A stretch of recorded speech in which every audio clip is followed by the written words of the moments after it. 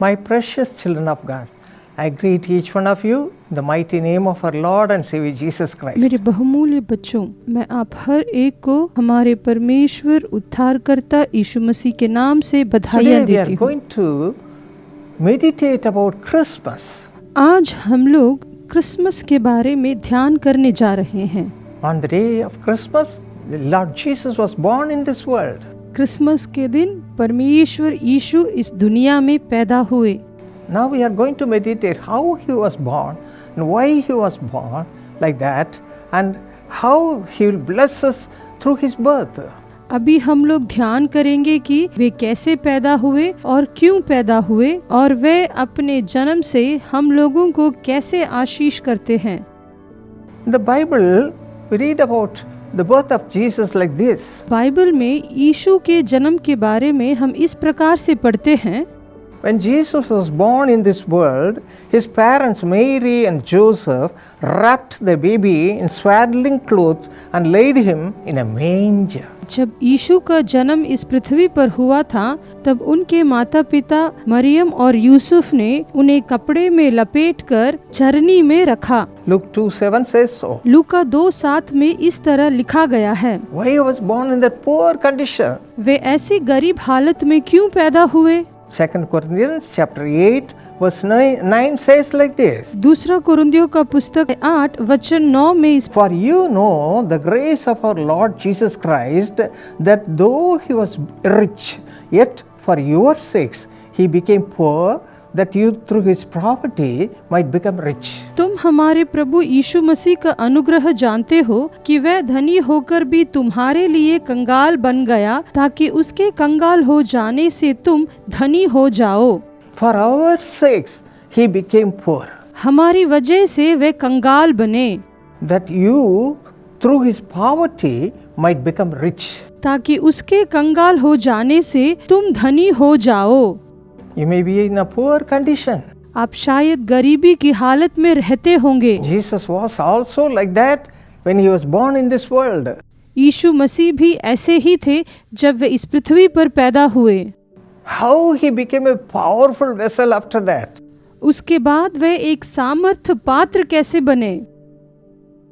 The Lord Jesus Prabhu Yeshu will come and stay with you when you really ask him to come and stay with you. आपके पास आकर ठहर जाएंगे सच्चाई से, जब आप उन्हें आपके पास रहने के लिए बुलाओगे। John 14:23 says, if anyone loves me, he will keep my word. यूहन्ना 14:23 में कहते हैं, यदि कोई मुझसे प्रेम रखे तो वे मेरे वचन को मानेगा। First thing, we have to love him with all our heart. पहला कार्य, हमें अपने पूरे मन से उनसे प्रेम करना चाहिए And we have to read his word. और हमें उनके वचन को पढ़ना चाहिए। The word of God, Bible.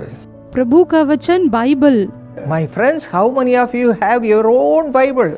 मेरे दोस्तों, कितनों के पास खुद के लिए एक बाइबल है?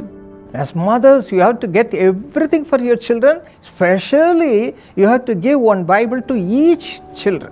खासकर माताएं जो अपने बच्चों को सब कुछ देती हैं, विशेष रूप से हर एक बच्चे को एक एक बाइबल देना भी आवश्यक And है। you should be an example to read the Bible before them. आपको खुद आपके बच्चों के सामने बाइबल पढ़ के एक उदाहरण की तरह रहना चाहिए। My mother, I remember the early days, she used to put her specs and early morning she'll keep the Bible and read before us. मुझे याद है, मेरी माता पुराने दिनों में प्रति भोर को उठकर चश्मा पहनकर हमारे सामने वह बाइबल पढ़ती थी। If you read the Bible like that, what will happen? My father will love him and we will come to him and make our home with him. इस तरह बाइबल पढ़ने से क्या होता है, मेरे पिता उनसे आकर प्रेम करते हैं और हम लोग उनके पास आकर अपना घर बनाते Revelation हैं। 3:20 also says the same thing. प्रकाशित वाक्य 3:20 में भी इसी प्रकार से लिखा गया The है। Bible we read about Martha, Mary and Lazarus.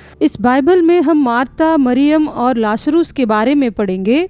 One brother and two sisters, they loved the Lord so much, that's why the Lord used to come and stay with them very often. एक भाई और दो बहन थे, वे तीनों परमेश्वर से बहुत स्नेह करते थे, इसीलिए वे अक्सर उनके घर में आकर उनके साथ रहते थे। When he used to come like that, Martha will cook the food beautifully. ऐसे जब वे रहने आते थे, मार्ता बढ़िया तरह से खाना बनाती थी। You know what will Mary do? पता है मरियम क्या करती थी? She will sit at the feet of Jesus and all the time hearing what he says. वह प्रभु के चरणों में बैठकर पूरा दिन उनकी सारी बातें सुनती थी। So if you read Luke chapter 10 verse 42, the Lord says about Mary, Mary has chosen the good part which will not be taken away. अगर आप लूका 10:42 में पढ़ोगे, प्रभु मरियम के बारे में कहते हैं, उस उत्तम भाग को मरियम ने चुन लिया है जो उससे छीना न जाएगा। If you read Jeremiah 15:16, अगर आप यिर्मयाह अध्याय 15 वचन 16 को पढ़ोगे, that verse says like this, उस वचन में इस प्रकार लिखा गया है, Your words were found and I ate them, and your word was to me the joy and rejoicing of my heart. जब तेरे वचन मेरे पास पहुँचे तब मैंने उन्हें मानो खा लिया और तेरे वचन मेरे मन के हर्ष और आनंद का कारण हुए। My friends, if you read the word of God, you should rejoice, and whenever you read the word of God, you should eat them. मेरे दोस्तों, जब भी आप प्रभु का वचन पढ़ते हो आपको आनंद होना है, और जब भी आप प्रभु का वचन पढ़ते हो आपको उन्हें खाना है।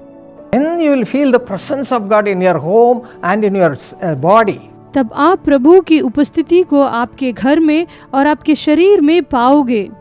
And next point we should see that the Lord was called the Prince of Peace when he was born. अगला पॉइंट हम देखते हैं, जब यीशु का जन्म हुआ उन्हें शांति का राजकुमार ऐसे कहा गया। Isaiah chapter 9 verse 6 says his name was, one of the names was the Prince of Peace. Asia अध्याय 9 वचन 6 में लिखा गया है, उनका एक नाम शांति का राजकुमार था। And Psalm 29 verse 11 says the Lord will bless his people with peace. और भजन संहिता 29 वचन 11 में लिखा है, यहोवा अपनी प्रजा को शांति की आशीष देगा। My friends, these days so many people say we don't have peace. मेरे दोस्तों, आज के दिनों में बहुत से लोग कहते हैं मुझे शांति नहीं है। Between husband and wife there is no peace, separation. पति और पत्नी के बीच में शांति नहीं है, जुदाई है। Children are fighting with each other. बच्चे एक दूसरे से झगड़ते हैं। These are the conditions of now today's family life. आजकल परिवारों में यही स्थिति है। But when Jesus comes into your home, you'll have divine peace. लेकिन जब यीशु आप लोगों के घरों में आते हैं आपको दिव्य शांति मिलेगी। Isaiah 26 verse 3 says, एशिया 26:3 में लिखा गया है, You will keep him in perfect peace whose mind is stayed on you. जिसका मन तुझ में धीरज धरे हुए है उसकी तू पूर्ण शांति के साथ रक्षा करता है। Isaiah 53 verse 5 also says, The chastisement for our peace was upon the Lord Jesus Christ. Asia 53:5 में लिखा गया है, हमारी ही शांति के लिए उस पर ताड़ना पड़ी। Look to the cross. क्रूस की ओर देखो।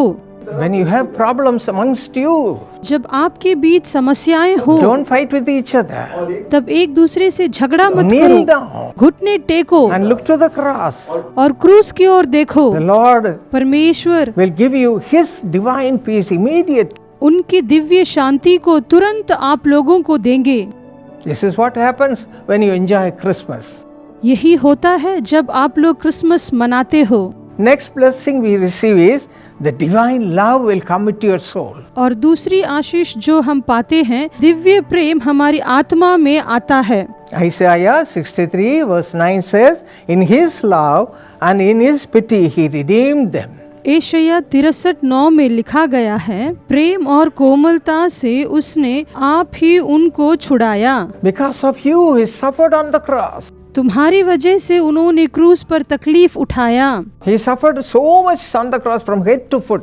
अपने सर से लेकर पांव तक उन्हें तकलीफ उठानी So when पड़ी। you look at the cross, you will have peace. इसलिए जब आप क्रूस की ओर देखोगे तो आपको शांति Cling on मिलेगी। to him. उन्हें पकड़े रखो, Ask him to come into your soul, उन्हें अपनी आत्मा में आने के लिए कहो, into your body, आपके शरीर में and into your home. और आपके घरों में। When Jesus comes and stays in your home, you'll have peace. जब यीशु आपके घरों में रहते हैं आपको शांति The मिलेगी। Bible says the peace that passeth all understanding will come. Bible में लिखा है कि जो शांति सभी समझ से पारे है वह आएगी। Hallelujah. Hallelujah. What a great thing it is. ये कितनी अच्छी बात है। In the Bible, if you read Acts 9th chapter, we read about a man called Saul. अगर आप बाइबल में प्रेरितों के काम अध्याय 9 को पढ़ोगे तो वहाँ पर शाऊल एक He मनुष्य was है। a vessel of wrath. वह एक क्रोध का पात्र था। He was doing everything against God, Lord Jesus Christ. वह सब कुछ प्रभु यीशु मसीह के विरोध He करता killed था। all the people who wanted to follow Jesus. जो सब यीशु का पीछा करना चाहते थे उन सभी को इसने Yes, he मार was a डाला। vessel of wrath. हाँ, वह एक क्रोध का पात्र था। But Jesus, with all his love, came to him. लेकिन यीशु अपने पूरे प्रेम के साथ उसके He पास called आए his name और उसे नाम से बुलाया and spoke to him और उन्होंने उससे बातें की and made him a vessel of mercy. और उसे एक करुणा का पात्र बनाया। That's what we read in Romans chapter 9 verse 23.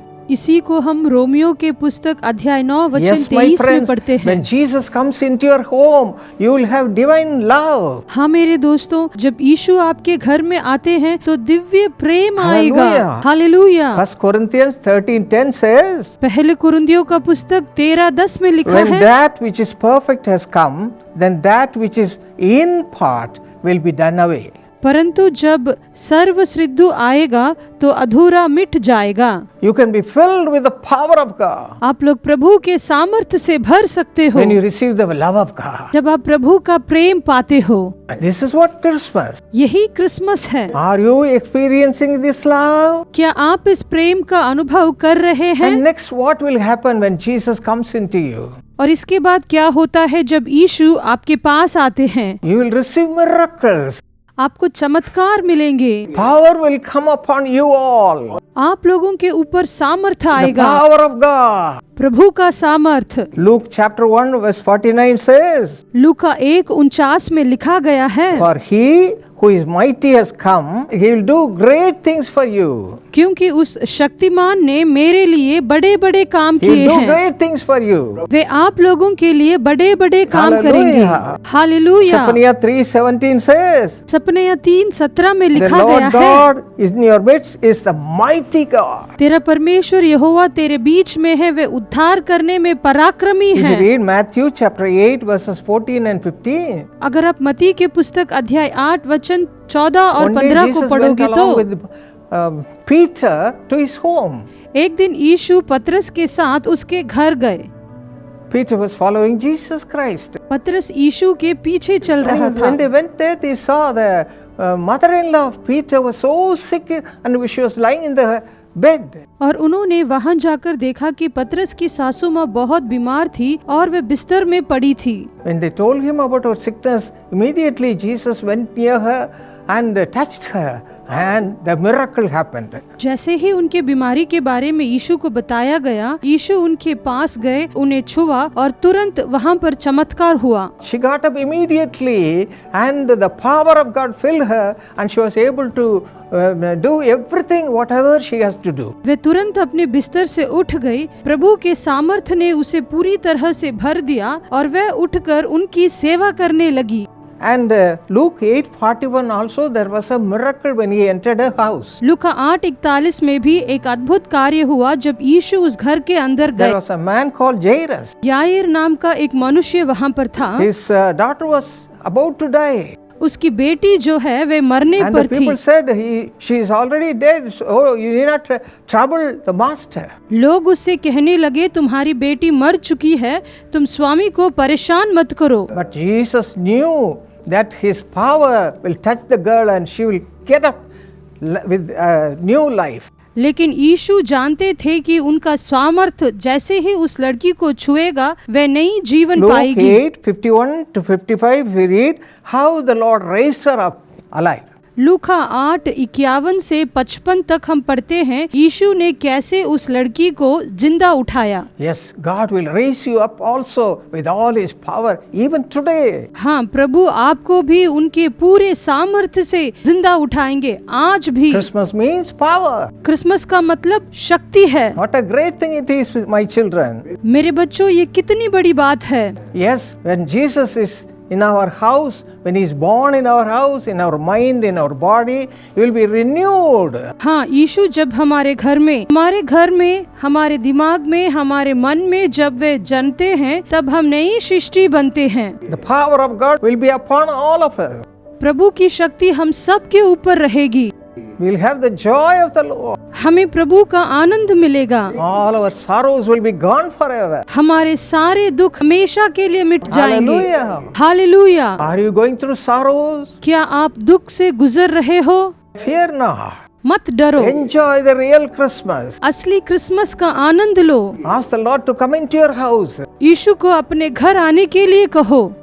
As a family, gather together and look to the Lord and tell Him, Lord, without you we cannot do anything. परिवार समेत सब लोग प्रभु की ओर देखकर कहो, हे प्रभु, आपके बिना हम लोग Save कुछ every नहीं one of कर us. सकते। हम हर एक को बचा लो। We are all sinners, Father. हम सब पापी हैं पिता। You gave your life on the cross just for us. क्रूस में आपने जीवन हमारे लिए ही दिया है। Because you came into this world, you gave your life on the cross, and we can receive the power of God and be blessed with salvation. आपने इस दुनिया में आकर क्रूस में अपना जीवन दिया ताकि हम प्रभु की शक्ति पाएं और उनके उद्धार से आशीष Every पा one of सके। you should be saved. आप सभी को बचाया जाना चाहिए। The devil wants you to be in the darkness. शैतान चाहता है कि आप अंधेरे में रहें। When we look to Jesus, जब आप यीशु की ओर when you देखते welcome हैं Him with all your heart, और पूरे मन से जब आप उनका you will स्वागत enjoy करते हैं, Christmas every day. आप क्रिसमस का आनंद प्रतिदिन ले सकते Christ हो। will be in our home.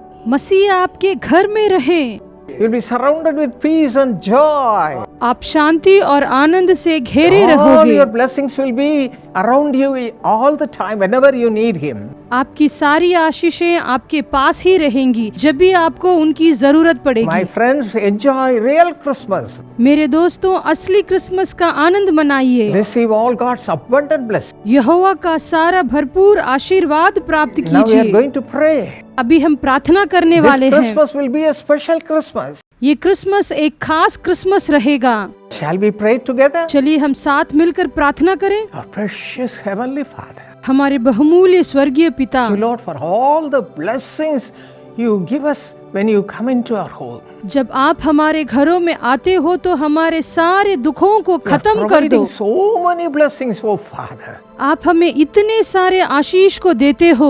Thank you for the salvation you are providing. जो उद्धार आप देते हो उसके लिए धन्यवाद। Touch all the hearts who are praying for this salvation. जो उद्धार के लिए प्रार्थना करते हैं उन सारे मनों को आप Those छूइए। who are in darkness, bring them out of darkness and let them enter into the joy of salvation. जो लोग अंधेरे में हैं उन्हें अंधेरे से निकालकर उद्धार का आनंद दे दीजिए। Fill them, Lord, with your love. उन्हें आपके प्रेम से भर A दीजिए very प्रभु। loving Father. आप बहुत ही प्यारे पिता हो। Whoever wants your love, Father, supply your divine love even now and let them receive God's abundant love in their lives.